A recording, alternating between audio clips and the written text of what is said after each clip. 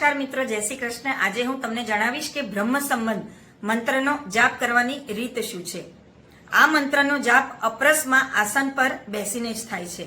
સૌપ્રથમ શ્રી મહાપ્રભુજી, શ્રી ગોસાઈજી અને શ્રી ગુરુદેવનું ધ્યાન સ્મરણ કરીને દંડવત કરવા। પછી અષ્ટાક્ષર મંત્ર મહામંત્રનો 108 વાર જપ કરવો, એટલે એક માળા કરવી। પછી આખા બ્રહ્મ સંબંધ મંત્રનો એક વાર જપ કરવો। પછી પંચાક્ષર મંત્રની 1, 3 કે 5 માળા કરવી। પછી યુગલ સ્વરૂપનું હૃદયમાં ધ્યાન ધરતા એક અષ્ટાક્ષર મંત્ર, પછી એક પંચાક્ષર મંત્ર, પછી અષ્ટાક્ષર મંત્ર, પછી પંચાક્ષર મંત્ર, એ રીતે સંપૂર્ણથી બને એટલી માળા કરવી। આ રીતે રોજ અપરસમાં જાપ કરવો।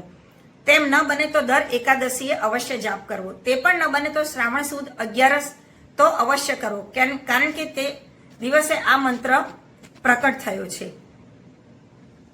જય શ્રી કૃષ્ણ। નમો ભગવતે વાસુદેવાય।